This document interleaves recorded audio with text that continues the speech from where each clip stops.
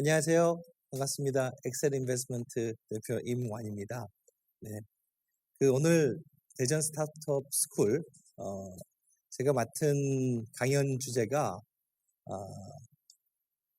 유니콘의 BM 분석 이렇게 돼 있었어요.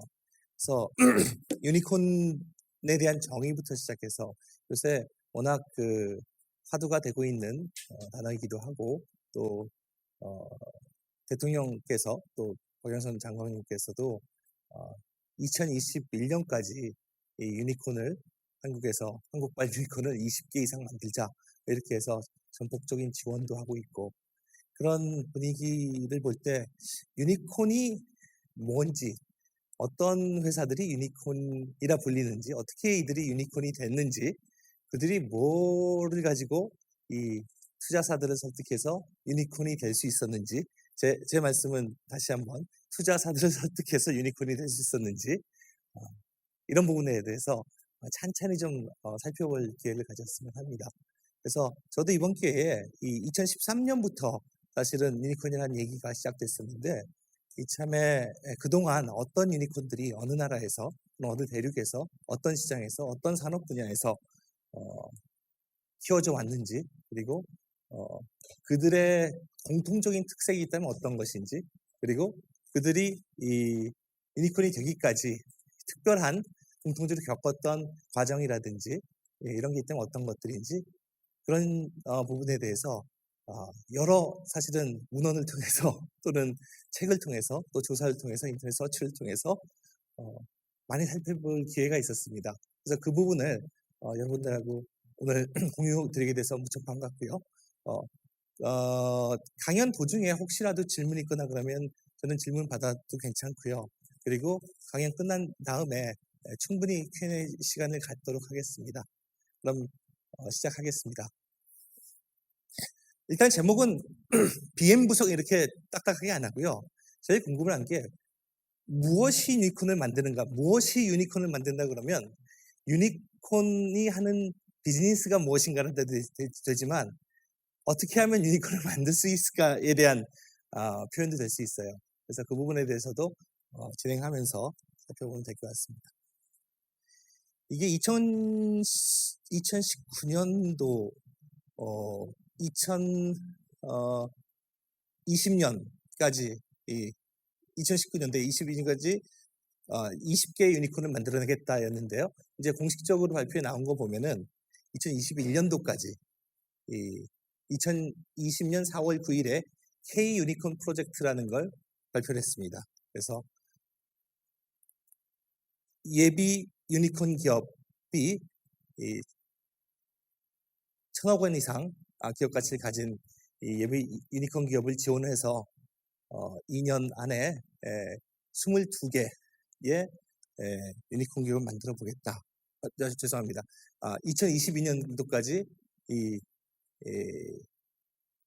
500개의 예비 유니콘 기업을 만들고 그 안에서 유니콘 기업을 20개 이상 내겠다. 이런 계획입니다.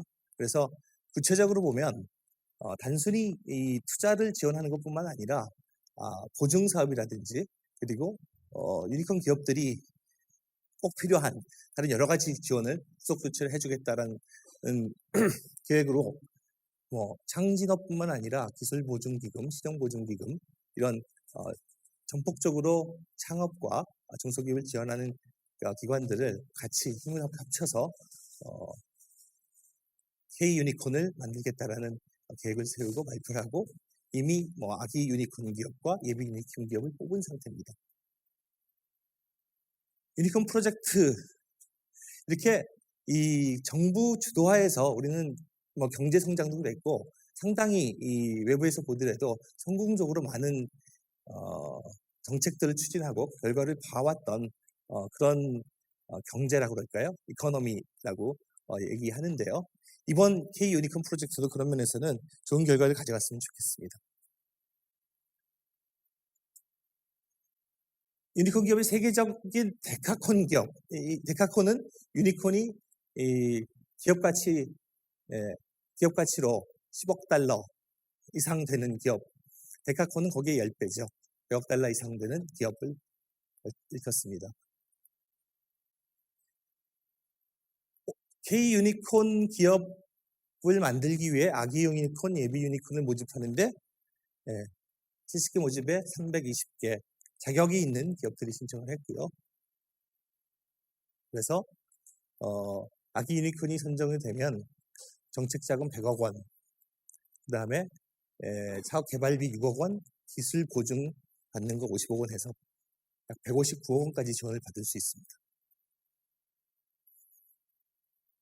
K 유니콘 서포터스 IR도 온라인으로 개최를 해서요. 성황리에 마친 걸로 알고 있고요. 그렇다면 K 유니콘 국내 자본으로 글로벌 유니콘 기업을 육성한다. 이게 얼마나 현실성이 있고 실제적으로 가능한 얘기일까요? 보통 유니콘 기업 하면은 우리가 생각하는 건 우리나라의 현재로는 12개 또는 이미 엑시스텐 배달의 민족을 빼고는 11개 이렇게 얘기를 하지만 보통 이제 유니콘이 가장 많은 나라 하면 어딜까요? 물론 미국, 그 다음에 중국이죠. 이제 그런 걸 생각했을 때 미국이나 중국에서 유니콘이 키워지고 성장하는 이 패턴을 보면 우리의 어프로치가 정말 제대로 잘 될 수 있을까?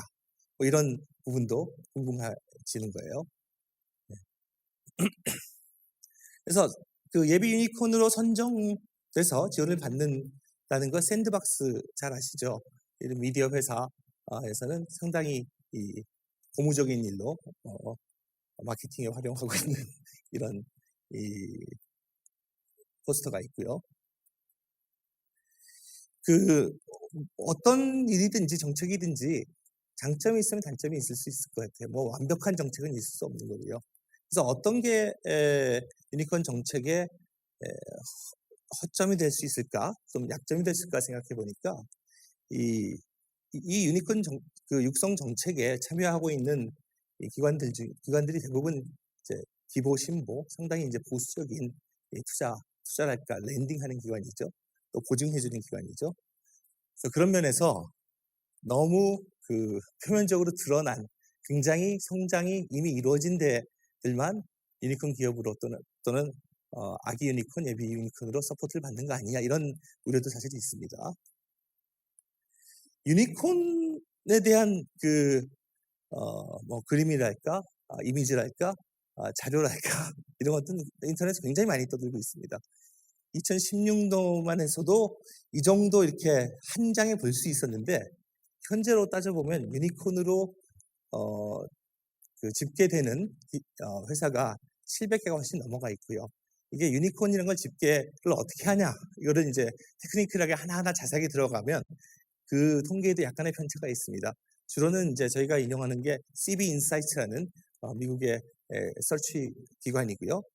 그 다음에 월스트리트 저널이나 또는 기타 미디어에서도 유니콘의 숫자를 발표를 하고 있습니다. 그리고 이제 가장 중요하게는 테크런치라고 미국의 IT 저널이랄까요? 특히 이제 ICT 회사들 중심으로 해서 뉴스를 하는 뉴스 미디어인데 거기에 카보이 벤처스의 에일린 리라는 중국 창업자 여성 벤처 캐피탈리스트가 처음으로 2013년도에 유니콘 기업이라는 말을 썼습니다. 그러니까 2013년도에 2003년도부터 2013년도까지 그 당시에 10년 동안 실리콘밸리에서 투자를 받은 회사를 살펴보니까 약 6만 개가 되더랍니다. 그래서 그 6만 개 중에 시가총액이 10억 불 이상 되는 기업을 따져보니까 딱 39개가 있었대요. 그래서 이런 39개의 회사가 어떤 특징을 가지고 있는지 살펴보자 해서 분석을 했고 그 결과를 유니콘 기업이라고 해서 냈습니다. 6만 중에 39 하면은 퍼센티지가 나오죠. 0.07 이렇게 나올 겁니다. 그러니까 유니콘이 되기는 상당히 어려운, 그야말로 이제 상상의 동물 유니콘처럼 어려운 거다 그래서 유니콘이 붙였는데 요새는 사실은 우리나라에도 12개나 있으니까 로또 되는 확률보다는 높은 것 같지는 않습니다. 좀 근본적으로 이 생각하는 페이지인데요. 유니콘 회사들 보면 대단한 수익을 이미 내고 있는 회사는 거의 잘 없습니다. 뭐 비상장이라는 얘기는 아직 공개 시장에서 기업 공개가 되지 않아서 시장에서 트레이딩이 되기 전인 이유도 있고요. 결국 그 비상장 기업의 가치 평가, 기업 가치가 얼마냐, 밸류에이션이 얼마냐라는 거는 그 회사가 가진 비즈니스 모델이 얼마나 시장에서 워킹을 해서 어느 정도 미래 수익을 창출할 거냐라는 걸 이제 현재로 땡겨서 환산하는 그런 기법인데, 그랬을 때 쿠팡 같은 경우는 뭐 5조, 10조 이런 밸류에이션이 이미 나와 있고요. 우리나라 돈으로 있습니다. 그리고 쿠팡은 잘 아시다시피 현재 매출도 굉장히 빠르게 늘고 있고 용자 수도 늘고 있고 여러 지표로 성장하는 건 분명히 맞는데,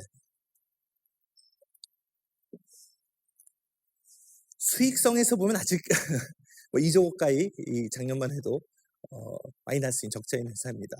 그럼에도 불구하고 비전 펀드에서 뭐 2조, 그다음에 소프트뱅크 그룹에서 1조 이렇게 투자가 이루어졌죠.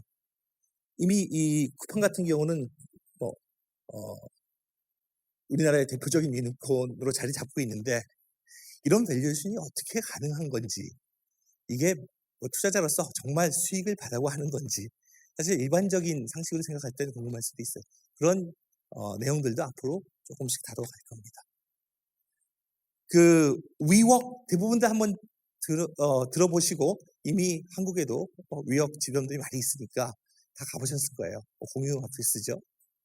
이런 회사가 몇십조, 몇백조 또는 그거에 또 멀티플되는 가치가 어떻게 생겼을까라는 거 생각해 보시면 그것도 상식적으로 이해하기 쉽지 않을 수 있어요. 어떻게 보면 단순하게 보면은 잘 차려진 인테리어 잘 된 또 스타트업들이나 이 작은 규모의 팀들이 이 프로젝트를 하면서 일하기 좋은 그런 환경인 건 맞는데, 과연 이를 기획하고 운영하는 위웍이라는 회사가 정말 수백조의 가치가 있는 회사로 계속 지속적으로 살아남을 건지, 뭐 그 CEO에 관한 여러 스캔들이라든지 이제 춤 같은 것들은 다 접어두고 비즈니스 모델만 가지고 얘기할 때 가능한 건지, 왜 사람들이 또는 보통 사람들이 아니지 그 비상장 유니콘 예비 유니콘들의 유니콘 회사나 예비 유니콘에 투자하는 회사들은 굉장히 이 시장에서 전문가로 알려진 투자의 규제들이 사실은 이런 유니콘 회사에 대규모 투자를 하거든요. 투자하는 금액도 뭐 몇십억 단위가 아니라 몇백억이나 몇천억 단위로 투자를 하니까요. 그런 차원에서 봤을 때 과연 이분들이 전문가분들이 뭘 보고 위웍을 그런 가치를 매기는지, 그게 단순히 뭐 테넌트한테 얼마 뭐 임대료를 받고 또 거기에 부대 수익을 얼마를 가지고 이런 게 아니라, 결국은 이제 위웍이 커버하는 그 많은 이 우수한 스타트업들의 네트워크 또는 그들에 대한 정보 활동을 뭐 데일리 체크하고 알 수 있는 그런 차원에서의 이 네트워크의 가치가 이제 그 정도 된다고 생각하면 일견 이해할 것도 같지만, 과연 그럴까라는 부분도 이제 의심은 좀 해봐야 되고요. 이 수익을 내지 않는 회사한테 수백억, 수천억 투자를 할 수 있는 기관들은 사실은 우리나라에도 많지 않습니다. 우리나라에도 뭐 국민연금군대도 있고요. 그 다음에 대규모 벤처 캐피탈 같은 경우는 조단위 이 AUM이라고 그러죠. 운영 자산을 보유하고 있는 회사들도 많이 있습니다만은, 그 미국에 있는 세계적인 벤처들, 뭐 세콰이어라든지 벤치마크라든지 또는 사모펀드들, 블랙스톤이라든지 골드만삭스라는 IB 같은 이런 데들이 수천억 단위를 투자하는 걸 맞춰서 투자할 수 있을까? 그 뒤에 말씀드리지만 그 유니콘을 만드는 가장 간단한 방법이 뭐가 있을까요? 유니콘을 만드는 건 이제 유니콘의 정의를 보면요, 이 유니콘이 될 수 있는 대상은 2013년도에 에일린이 얘기할 때는 4가지 조건이 있었어요. 테크 기업이라는 데도 테크놀로지 기업이어야 된다. 그 다음에 만든 지 10년이 지나지 않아야 된다. 네. 그리고 스타트업이 이어된다는 얘기죠. 네. 그리고 시가총액이 10억 달러 이상 밸류에이션을 받아야 된다는 뭐 이런 조건들이 있었는데 지금 현재로 보면은 테크놀로지에 관한 규정은 사실 그렇게 강화되진 않은 것 같아요. 왜냐하면 요새 이 뭐 4차 산업혁명 시대 이렇게 얘기하면 다 융복합 얘기하잖아요. 기존에는 뭐 테크놀로지에서 뭐 반도체나 또는 뭐 대단한 AI, 뭐 빅데이터 하는 기술이나 뭐 이런 부분들이 테크놀로지가 여겨졌는데 지금은 사실은 뭐 음식 배달 오토 이거 표방할 건 아니지만 굉장히 IT 세이비한 영역이지만 아주 로켓 사이언스처럼 누구나 아무나 하지 못하는 그런 영역도 사실 아니거든요. 그런 차원에서는 이 유니콘의 정의 부분도 상당히 완화돼서 움직이고 있다는 거. 그래서 그런데 투자할 수 있는 데들은 대부분 이제 펀드 사이즈가 뭐 조 단위 이상 돼야지 이런 데 투자를 할 수 있고 그런 데들은 따져보면 이제 말씀드렸듯이 세계적인 VC들, 세쿼이나 벤치마크 같은데 사모펀드들, 그 다음에 CVC라고요. 그 코퍼레이트 벤처 캐피탈이라는 뜻인데요. 예를 들어서 텐센트, 이런데 텐센트가 투자회사를 가지고 있습니다. 그 다음에 구글도 구글의 투자회사, 자회사를 가지고 있죠. 그런 데들이 이 투자를 하게 되는 거고 국부펀드들, 뭐 중동이나 러시아나 이런 데들도 국부펀드들이 활발히 투자를 하고 있습니다. GIC라고 뭐 싱가포르 투자청이라고 거기서도 뭐 구글에도 직접 투자하기도 하고 이런 펀드를 통해서 유니콘에 투자를 하기도 합니다. 이걸 비율을 이제 밑에 나오는 세 가지 블렛은 유효상 교수님이 강연을 하면서 이 얘기를 하시더라고요. 이런 유니콘에 대한 투자를 어떻게 설명할 것이냐, 유니콘에 대한 밸류에이션을 어떻게 설명하고 납득시킬 것이냐 라는 부분은 예술 작품의 가치를 매기는 것과 똑같다. 예를 들어서 제가 이게 예술 작품을 생각한다면 다른 사람들은 하찮게 보일지라도 저한테는 수백만 원어치 가치가 있게 보일 수 있거든요. 제가 그렇게 향유하고 그런 가치를 얻을 수 있다면 뭐 충분히 아무도 말할 수 없는 부분이 개인적인 주관적인 결정일 수 있으니까요. 그런 부분에 가깝다라고 얘기하시면서 뭐 수천만 원짜리 와인, 뭐 수억 원짜리 신발, 또 수억 원짜리 수억 원이 아니죠. 5천억 원이니까요. 이 경매에 나온 미술 작품 이런 거에 비유했어요. 자, 무엇이 유니콘을 만드는가, 비즈니스 모델은 뭔가 이런 기본적인 질문을 좀 해봐야 됩니다. 유니콘 기업이란 뭐고 유니콘 기업이 왜 중요한지 왜 이런 강연에서 유니콘 기업의 비즈니스 모델을 분석하려고 그러는지 그 다음에 또 현실적으로 유니콘 기업을 만들어 가려면 비즈니스 모델이 진짜 중요한 건지 비즈니스 모델이면 대부분 다 뭐 오케이 하고 넘어갈 수 있는 건지 다른 어떤 요소들이 필요할까? 유니콘을 만들기 위해서는 또 지속적으로 성장하는 유니콘으로 킵하기 위해서는 어떻게 뭐가 필요할까?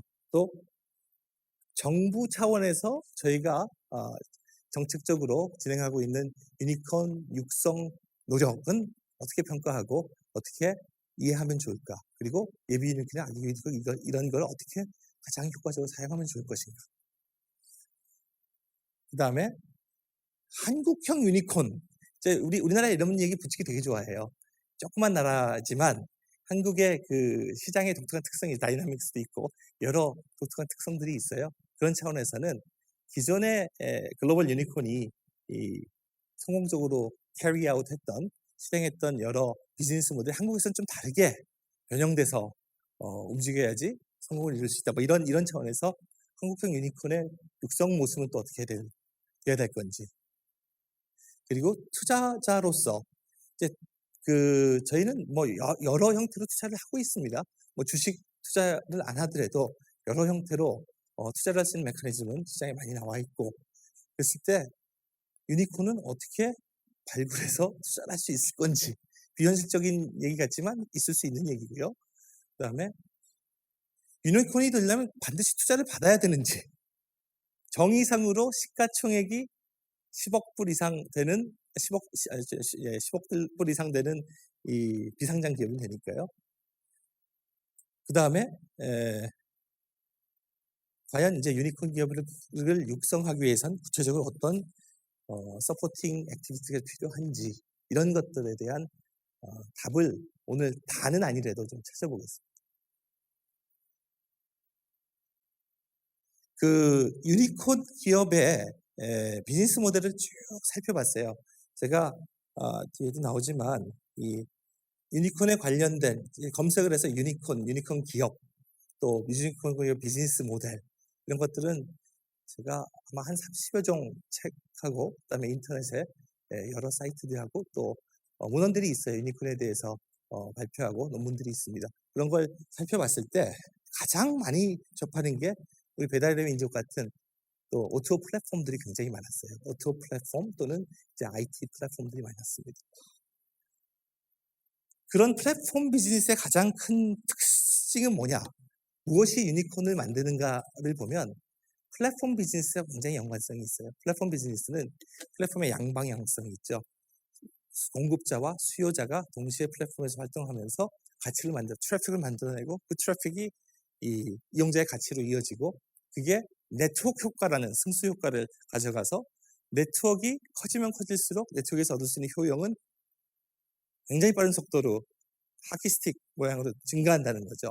이제 그렇기 때문에 지금은 적자를 보는 플랫폼 비즈니스도 향후 어느 순간에서 이제 병역점을 넘으면 아주 빠른 속도로 가치를 급격히 올려갈 수 있다.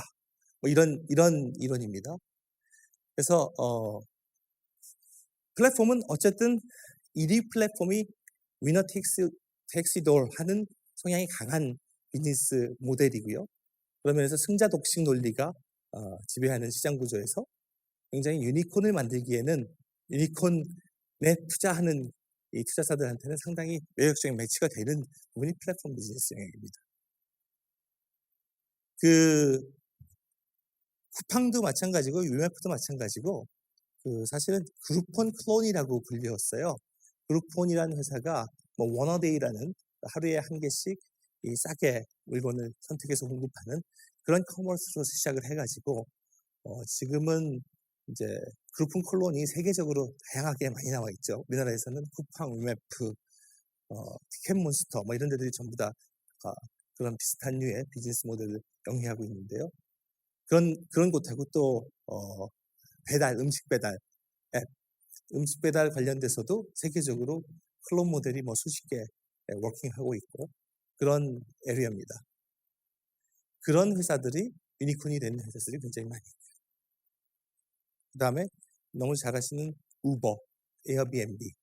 우버나 에어비앤비는 우리나라에 들어와서는 그렇게 활발하게 영업이 되지 못했죠. 그는 이제 저희 나라의 규제랄까 또 법적으로 가이드라인들이 이 우버나 에어비앤비가 자유롭게 미국이나 다른 유럽 국가에서처럼 성하지 못하게 된 이유가 될 수도 있습니다. 이제 나중에 좀 얘기 드리겠지만 정부 정책이 이제 그 경제적으로 모니터리 지원을 하는 이 자금으로 지원하는 정책하고 제도로 지원하는 정책이 두 개가 합쳐져서 시너지를 사실 이루어야 되는데요. 많은 정책이 그러지가 못해요. 그 관장하는 부서, 법률을 만들고 집행하는 부서도 다르고 부처도 다르고 그리고 거기에 인발브되는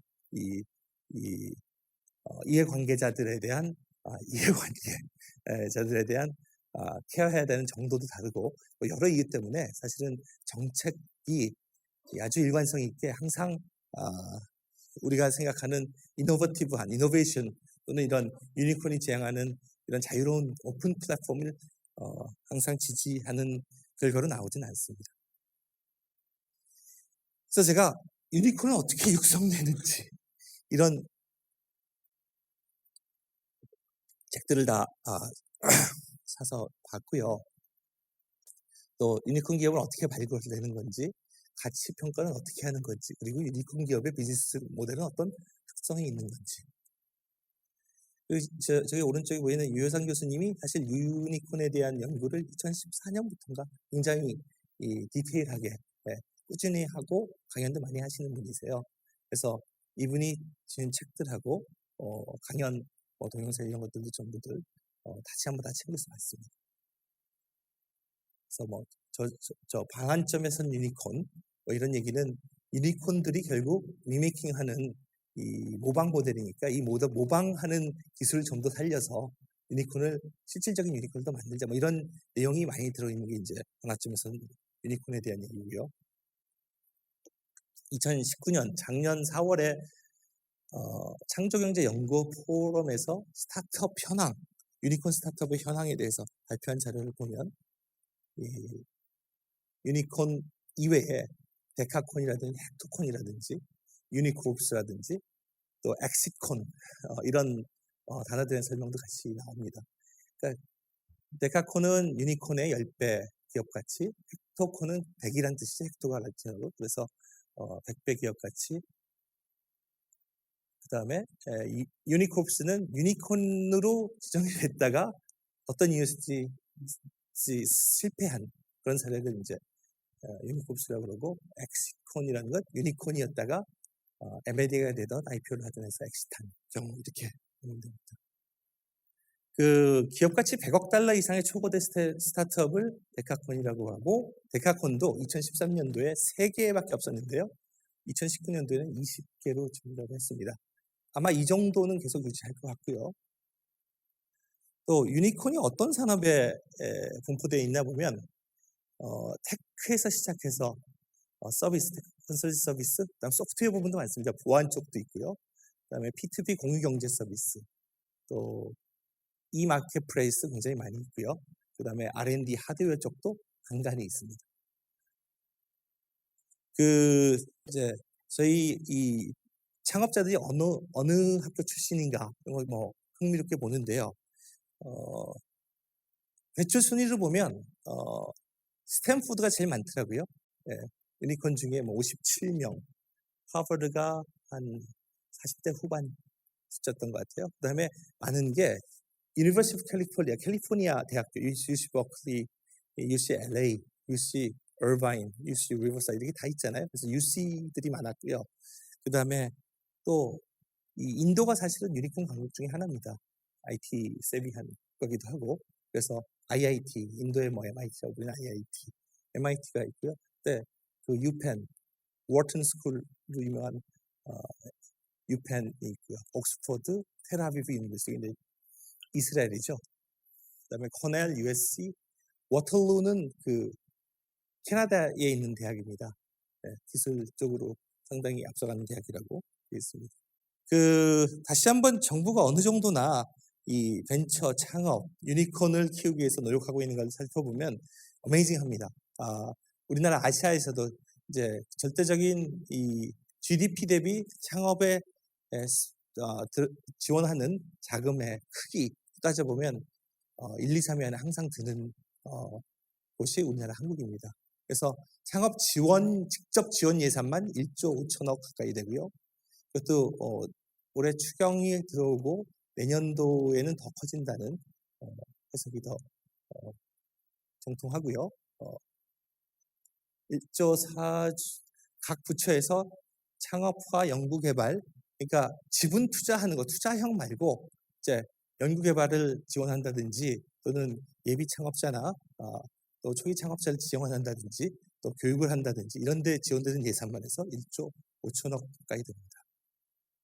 그리고 이것도 매년 꾸준히 우상향으로 커져가고 있고요. 지난 6월 30일 날 통계를 따져보면 10년간 국내 벤처 투자 규모, 실제 이제 투자까지 합쳐 투자 규모는 약 3배가 증가했고요. 그리고 창업 지원 자금도 2015년에 상당히 높이 올라갔다가 좀 2010년 굉장히 높이 올라갔어요. 그리고도 이제 그보다 더 지원 규모가 커져가고, 그다음에 창조경제혁신센터나 전국에 19개가 있죠. 네, 이런 여러 창업 보육 기관 센터를 통해서 다양한 지원이 이루어지고 있고, 혁신 창업 생태계 조성이 아주 꾸준하게 지속적으로 잘 이루어지고 있습니다. GDP 대비 벤처 투자 비중을 보면 한국이 그럼에도 불구하고 여전히 조금 낮죠. 미국이나 중국에 비해서는. 그래서 최근 들어서 벤처 투자를 활성화하기 위해서 대폭 그 벤처 캐피탈을 운영할 수 있는 자격 요건이라든지 이런 것들을 완화시켰습니다. 그 다음에 벤처 비상장 기업에 투자했을 때는 세제 혜택도 많이 주는 걸로 하고 있고요. 그 다음에 10종 혁신 모험 펀드를 구성해서 적극적으로 벤처 창업 플러스 성장을 지원한다는 것도 크게 지속적으로 이루어지고 있고 2020년까지 10조 원 규모 실제로 정확하게 행해지고 있고 계획보다 더 지원 금액은 더 커지고 있습니다. 그래서 성장 단계별로 투자 대상을 차별화해서 모태펀드, 성장 사다리 펀드를 설치하고 운영해서 벤처기업들한테 자금이 잘 지원되도록 노력을 하고 있고요. 이게 워낙 활발하게 잘 운영이 돼서요. 이제 한화투자증권 홈페이지에도 청년 창업을 이렇게 장려하는 이런 광고가 나올 정도로 되어 있으니까요. 그래서 2020년도 한국창업 벤처 지원 직접 투자 관련 예산부들에도 이제 6조가 넘어가고 직접 이 투자 펀드, 한국벤처투자라든지 한국성장금융에 정부에서 자금을 집어넣어서 투자하라고 펀드를 만들어주는 금액 플러스 이제 민간에서 매칭하는 금액 이런 거 다 집어넣으면 6조 원이 넘어가고요. 그래서 전체적으로는 10조 원 이상이 항상 투입되고 있다. 그러면 제가 이 차트를 설명하는 이유가 자신이 있습니다. 유니콘을 만들려면 기업 가치가 1조 원 돼야 되는데 기업 가치가 1조라고 생각했을 때 투자 금액을 예를 들어서 경영권을 가져가려면 그래서 1조 가치로 투자를 한다면 3천억을 투자하면 30%를 가져오는 거잖아요. 근데 보통 30% 정도 달리지는 않습니다. 시리즈 A, B, C 이렇게 해서 순차적으로 투자를 유치하는데 그렇게 따지면은 대강 2천억, 3천억 해서 1조 이상의 밸류를 얻으려면 적어도 1,000억 단위 이상으로 투자를 한 라운드에 받아야 됩니다. 그럼 1,000억 단위 이상으로 투자를 하려면 보통 공식적으로 이 펀드 크기의 10분의 1에서 20분의 1 사이로 쪼개거든요. 그럼 1,000억을 투자하려면 적어도 펀드 사이즈가 1조는 돼야 됩니다. 그럼 여기서 10조 원 이상 투입한다고 그러는데 그 중에 반 정도, 5조나 6조 정도가 펀드를 만들어서 투자하는 데 쓰인다면 그렇게 할 수 있는 펀드가 한 5-6개 나온다는 산술적인 계산이 나오죠. 그 얘기는 매년 한 5-6개의 자금으로만 밸류에이션 그래서 실제로 투자를 통해서 유니콘을 만들 수 있는 재원이나 이 사이즈는 경제적인 그 벤처 캐피탈 전체 사이즈는 되고 있다라고 볼 수 있다는 거를 사실 말씀드리려고 10조 원 이상이 매년 이렇게 벤처 쪽에 투입된다고 말씀드리는 겁니다. K 유니콘 프로젝트를 본격으로 시작해서요. 벤처 4대 강국을 향한 비상 노력을 하고 있습니다. 우리나라의 대표적인 이제 시가총액이 제일 높은 삼성을 비롯해서 LG도 백색 가정에선 세계적으로 굉장히 잘하고 있고요. 그다음에 네이버, 카카오 세계적인 구글이라든지 다른 경쟁사한테 뒤지지 않고 사실은 국내 시장뿐만 아니라 이제 아시아 시장에서 상당히 사용자 측을 확보하고 비즈니스를 키워가고 있고요. 이런 것들 보면 한국이라는 곳이 사실은 세계적으로 벤처라든지 유니콘이 성장할 수 있는 독특한 터전 중에 하나로는 자리를 잡아가는 것 같아요. 그래서 이제 단순히 정의상으로 1조 이상의 밸류에이션으로 기업에 투자를 함으로써 유니콘을 만드는 이런 거 이상으로 실질적인 자연적으로 시장에서 수요가 있고 그리고 가치가 시장에서 평가돼서 유니콘으로 발전하는 그런 케이스들이 많이 나올 수 있을 것 같습니다. 이제 지금까지 아마 배경을 좀 설명한 것 같고요. 그럼 이제 조금 더 본론에 가깝게 들어가서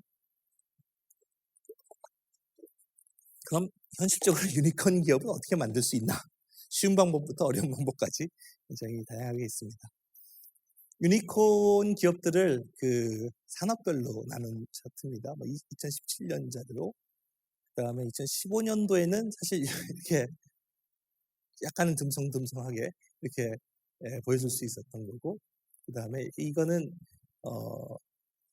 유니콘에 투자하는 회사들이 이 어떤 회사들이 있고 유니콘들은 어떤 그 나라에 어떤 기업들이 있었던가 이런 것들을 이제 분석한 차트고, 그 다음에 미국하고 유니콘, 중국 시장이 대표적으로 유니콘이 많은 나라니까 거기에 대한 비교. 여기 우측 아래에 계신 분이 이 에일린리라고 카우보이 벤처스 유니콘이라는 말을 처음 사용했다고 나온 테크크런치 이 기고문에서 얘기를 했고요. 그 당시에 봤을 때 이제 페이스북이 당연히 가장 큰 유니콘이었고 122 122 빌리언 US 달러였으니까요. 그리고 그 아래 이제 여러 유니콘 기업들이 있었고요. 그 유니콘 기업이 실제로 리퀴디티 이벤트라 그러면은 이제 그 현금으로 바꿀 수 있는 거, 그러니까 뭐 엑시트 비슷한 이벤트가 있기 IPO를 한다든지 M&A가 된다든지까지는 적어도, 또는 이제 이 스스로 BEP를 넘어서 수익을 내는 데까지는 적어도 7년이 소요됐다는 거예요. 그 다음에 그 안에서 이제 통계를 가지고 분석해 보니까 최소한 한 명 이상이 기존에 창업 경험 있는 창업팀 멤버가 있었다, 뭐 이런 얘기예요. 그 39개 분석한 게 뭐 얼마나 의미가 있겠어요. 근데 이제는 700개가 넘었으니까 좀 더 통계적으로 의미가 있겠죠. 근데 여기서 나온 숫자들이 그 다음에도 이제 유니콘들의 특성들을 살펴보면 뭐 일맥상통하게 여겨집니다. 이 리퀴디티 이벤트까지 가는 속도는 사실은 최근에 올수록 훨씬 빨라집니다. 여러 가지 이유가 있는데요. 그만큼 뭐 시장의 변화라든지 뭐 기술의 변화라든지 인프라의 변화가 빠른 이유도 있겠고, 또 하나는 이제 보다 유니콘을 능동적으로 만들 수 있는 적극적인 투자사들이 많이 생겨서 펀드 크기가 커져서 그런 부분도 사실은 있습니다. 그리고 소위 말하는 모험 자본 쪽으로 좀 더 많은 그 대형 투자가들이 진출하고 있기 때문에 그런 이유도 있고요. 그리고 이제 80% 이상의 유니콘 클럽들이 우리 주커버거처럼 학교에 있다가 그냥 처음 창업한 게 아니라 기존의 창업 경험을 가지고 있었던 친구들이 훨씬 많은 거고요. 손정희 회장님하고 우리 김병석 대표님, 그 다음에 여기 이제 계신 분들이 우리나라에서 가장 큰 벤처 캐피탈들을 운영하시는 분들입니다. 이제 박기호 LB 인베스트먼트 대표님부터 시작해서 여기에 스마일게이트 인베스트먼트 대표님 계신 것 같고, 이렇게 큰 펀드들을 운영하시는 분들이 나와 계시고요. 유니콘 데카콘 기업의 공통점을 보면 설립자들이 이런 이제 프로파일을 지녔더라. 설립자 평균 나이가 34살이에요. 실제로는 이게 유니콘 데카콘을 그 최근까지 750개 이상으로 놓고 분석하면 더 올라갈 겁니다. 평균 나이는. 그리고 왜냐하면 그 미국의 벤처 캐피탈 이 창립자들의 평균 나이가 그 놀랍게도 우리나라 나이 따지면 34세, 35세 뭐 이렇게 되거든요. 그러니까 더 성공하는 사람들은 40대에 더 가까워요. 그러니까 그런 걸 보면 우리나라에서 뭐 40대가 창업한다 그러면 좀 늦은 감이 있지만 미국에서는 사실은 그렇진 않고요. 그 다음에 공동 창업자가 많습니다. 우리나라는 공동 창업자가 생각보다 적습니다. 우리나라 그 CEO들 그 인디펜던스가 강한, 자립심이 강하고 책임감이 강한 우리나라 대표들의 특성일 수도 있고요. 어떻게 보면 공동으로 뭐 한다 보면 정말 자신감이 있어, 뭐든지 내가 다 할 수 있어 라고 해서 하시는 분들도 많고요. 보통은 미국 같은 경우는 텍 가이가 있으면 마케팅이나 세일즈나 관리 잘하는 친구가 같이 모여서 사실 문과이과 합한 창업하는 게 사실 맞는데, 또는 이제 텍 중에서도 뭐 그 프론트엔드하고 뭐 엔드 서비스하고 뭐 OS 단이라든지 이렇게 서로 영역을 갈라가지고 역할 분담을 하면서 공동 창업하는 게 굉장히 많은데 한국은 그렇지 않은 것 같아요. 그 다음에 90%의 CEO가 이공계 출신이다. 이거는 굉장히 스터닝한, 주목해야 될 일인 것 같아요. 특히나 유니콘 데카콘 기업들은 그렇습니다. 그러니까 저도 문과 출신이고요. 이제 문과 저희가 한 80년대까지만 해도 이과 가는 걸 굉장히 선호했었는데 그 이후에는 점점 그게 좀 줄어든 것 같아요. 공업화 산업화 사회에서 워낙 산업 성장이 빠를 때는 이공계에 대한 수요가 많았는데 요새는 뭐 지식 사회로 가면서 그게 적어지는 듯 하면서도 이제 컴퓨터 AI 하면서 당연히 이공계고 또 뭐 인문학에 대한 수요들도 사실 늘어나고 하면서 좀 사회에서 어느 쪽으로 교육을 더 집중시켜서 인재를 기를 거에 대한 방침은 뭐 시대에 따라 다를 수 있지만 어쨌든 하드 팩트는 이공계 출신이 90% 이상이다. 유니콘 기업의 공통점은 경영자들이 드림팀을 만들어서 창업하고 그리고 플랫폼 BM이 80%예요. 그리고 공통점으로는 또 하나가 아주 짱짱한 투자사가 백업한다는 겁니다. 그 유니콘 기업의 정의상으로도 밸류에이션을 1조 원 이상, 10억 달러 이상 밸류에이션 줄 수 있는 투자사들이 아까 서두에 말씀 우리나라에 많지 않다고 말씀드렸습니다. 결국은 이제 예를 들어서 우리 대표적인 유니콘 기업인 쿠팡에도 세계적인 회사들이 들어와 있고요. 미국계 펀드들이 주로 더 많고요. 그리고 우리나라의 다른 이제 배달민족 이런 데들도 외국 자본들이 많이 들어와 있습니다. 해외 자본의 투자를 받았다는 공통점이 될 수 있고 유니콘 스타트업이 일정 활성화 공정거래 확립으로 풍부한 자원간의 결합이다. 이제 CVC 얘기인데요. 이 부분은 뭐 구글이라든지 텐센트라든지 이미 인프라를 많이 확보하고 사용자 풀이 세계적으로 수억 명인 뭐 서비스를 운영하고 있다면 거기에 뭘 붙여도 뭐 파이낸스를 붙이든지 커뮤니티 서비스를 더 붙이든지 컨텐츠를 더 강화하든지 굉장히 그 플랫폼을 베이스로 해서 확장할 수 있는 모델이 많기 때문에 그런 IT 베이스의 플랫폼 모델을 운영하고 있는 대기업, 구글이라든지 텐센트라든지 이런 대기업이 투자 활동을 할 때는 유니콘을 더 많이 만들어낼 수 있는 거죠. 가장 빠르게 간단히 유니콘 기업을 만드는 방법이 뭐라고 했죠? 10억 달러를 밸류에이션으로 삼고 투자를 할 수 있으면 되는 거예요. 사실 이게 10억 달러의 기업 가치에 투자를 한다는 거니까 10억 달러를 내가 직접 들고 있다 10억 달러 투자 안 해도 되는 거예요. 그래서 1%만 투자하면서 0.1억 달러를 투자한다면 그것만 가지고도 유니콘 기업을 사실은 만들 수 있어요. 테크니컬하게 가능합니다. 근데 왜 이렇게 유니콘 기업에 수익도 안 나는 유니콘 기업에 투자를 하냐 그러면 시장에서의 러닝이 있어서 그래요.